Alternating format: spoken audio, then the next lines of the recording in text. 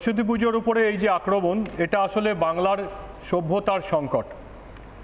জেহাদি মৌলবাদ পশ্চিমবঙ্গকে নিশানা করেছে, আর এই জেহাদি মৌলবাদের অ্যাসিড টেস্ট করছে এই সরস্বতী পুজো বন্ধ করার নাম করে। মানে আপনি যদি বৌদ্ধগয়ায় ঢোকেন, তাহলে মূল যে মহাবোধি মন্দির, তাতে ঢোকার আগে বাঁদিকে শঙ্করপীঠের ভেতরে ওই প্রাচীন সরস্বতী মন্দির, তার সামনেই তিনি বজ্রটা আবিষ্কার করেছিলেন এবং জাতীয় পতাকাতে ওই বজ্র এবং বন্দে মাতরম দিয়েছিলেন ভগিনী নিবেদিতা।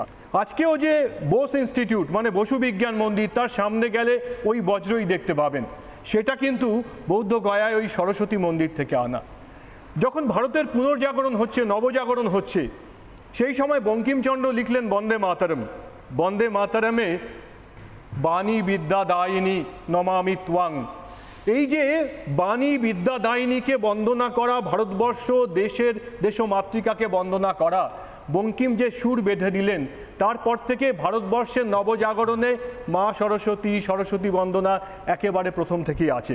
আজকে যদি রাজ্য সরকার এবং রাজনৈতিক শক্তি এই বিভেদকামী শক্তিকে শক্ত হাতে দমন না করে, তাহলে আমি বলছি আজকে বাংলাদেশ যেমন রবীন্দ্রনাথকে বন্ধ করে দিয়েছে, পশ্চিমবাংলার মাটিতেও আজকে সরস্বতী, কালকে রবীন্দ্রনাথ নিষিদ্ধ হবেন। পুরোটাই নাকি রাজনৈতিক। এখানে অহেতুক সরস্বতী পুজোকে টার্গেট করাটা ভুল হচ্ছে।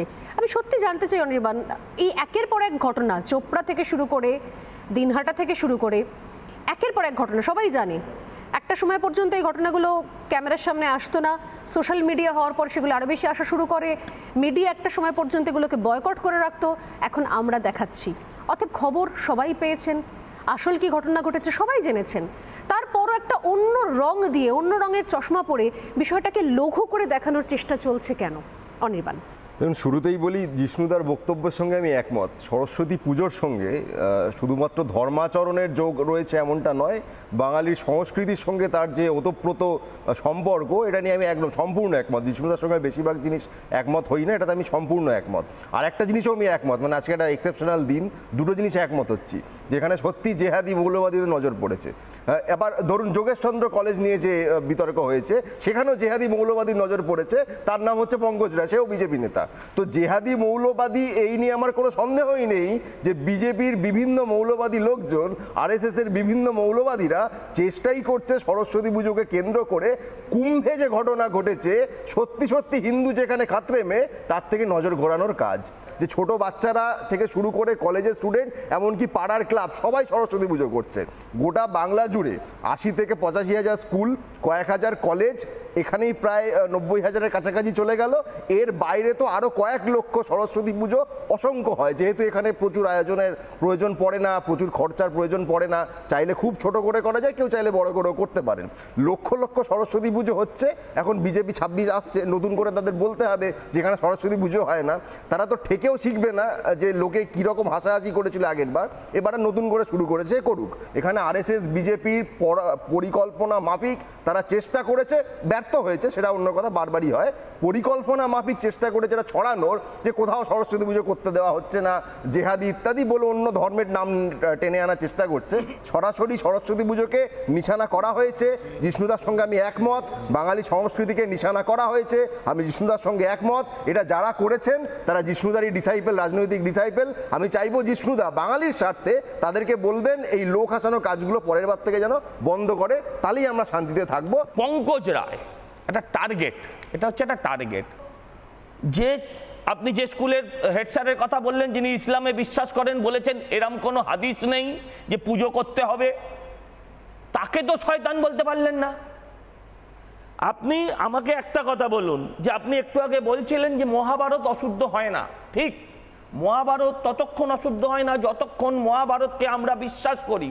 যারা মহাভারতকে বিশ্বাস করে না তাদের কাছে শুদ্ধ অশুদ্ধতার কিছু নেই। সরস্বতী একটা কালচার, এই কালচারটাকে ধ্বংস করা সেদিন থেকে শুরু হয়েছিল, যেদিন বামপন্থীরা তখন অবশ্য ক্ষমতায় ছিল, মকবুল ফিদাউসেন যেদিন সরস্বতীকে নগ্ন করেছিলেন, সেদিন থেকেই শিক্ষার এবং শিক্ষার সঙ্গে সরস্বতীর সঙ্গে সঙ্গে শিক্ষারও অবনমন সেদিন থেকে ঘটেছিল।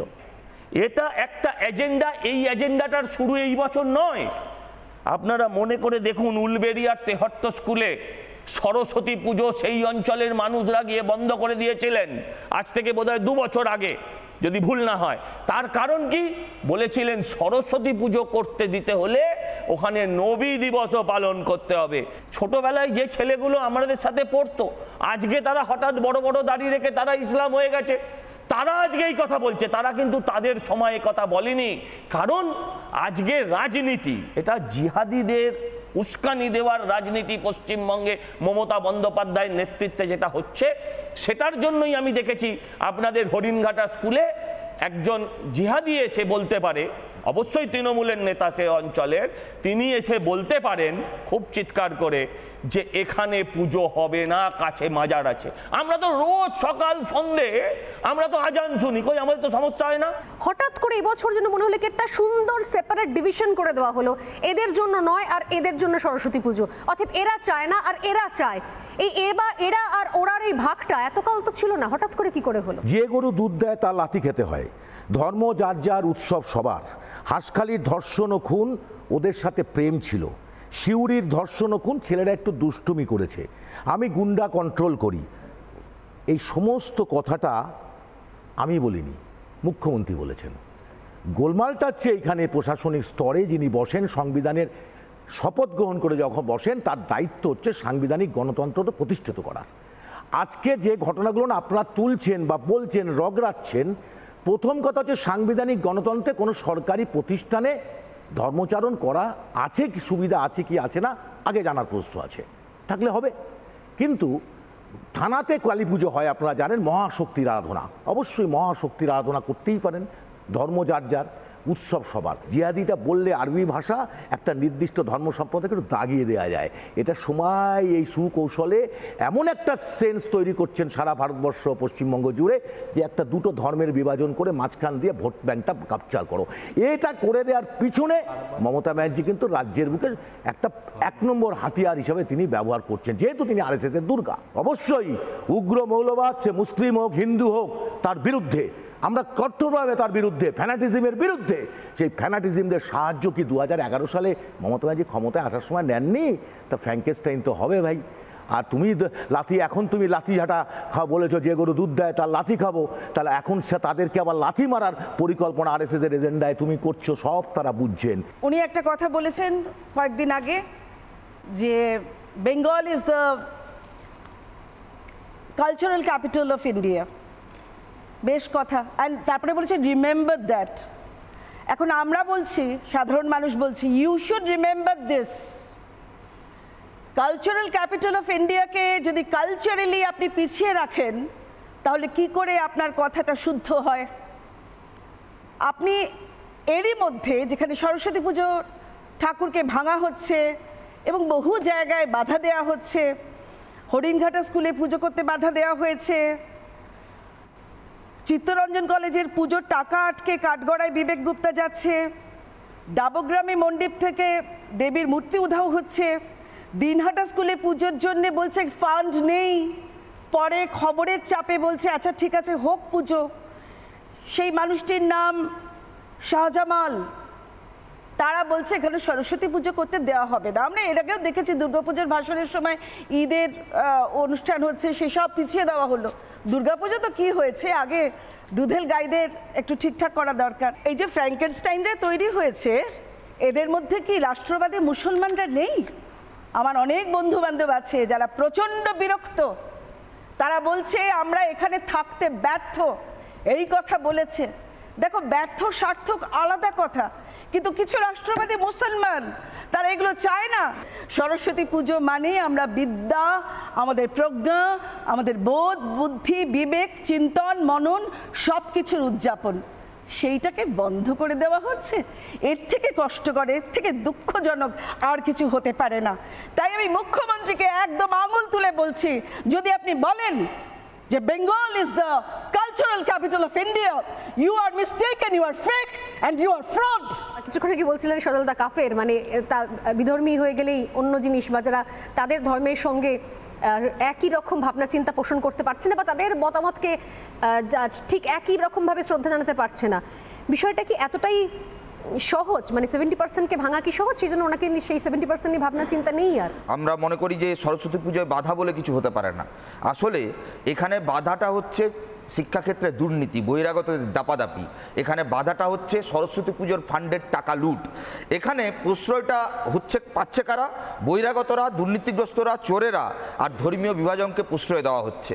আর আশ্রয়টা কাকে দেওয়া হচ্ছে না? আরএসএসের দুর্গা মমতা বন্দ্যোপাধ্যায় এখানে আশ্রয় দিয়েছেন, তার শিষ্য সিদ্দিকুল্লাদের মন্ত্রী করেছেন, নিষিদ্ধ সংগঠনের নেতাদের রাজ্যসভার এমপি করেছেন।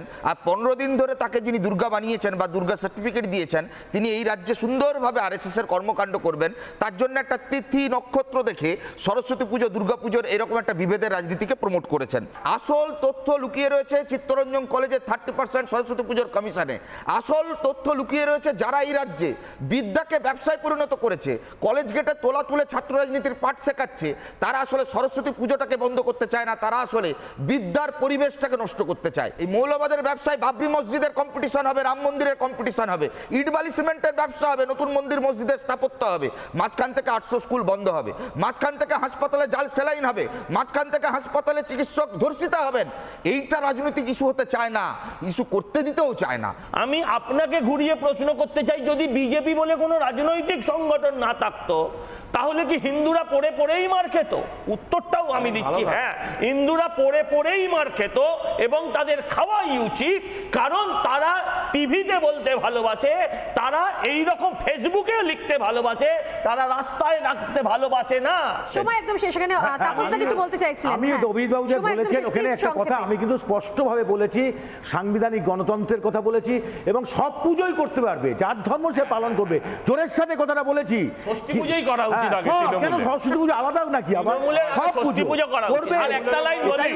উদয়পুরের একজন দর্জি শুধুমাত্র নূপুর শর্মার সপক্ষে একটা সোশ্যাল মিডিয়ায় ভাইরাল পোস্ট শেয়ার করেছিল, কিচ্ছু নিজে লেখেনি, বেশি লেখাপড়াও জানে না, সোশ্যাল মিডিয়া থেকে এটা লাইক করেছিল, শেয়ার করেছিল। তার জন্য তার নিজের যখন সে কাজ করছে তার দোকানে ঢুকে তার ওই ধর তন সে জুদা তার গলাটা দেহ থেকে কেটে ফেলা হয়েছিল।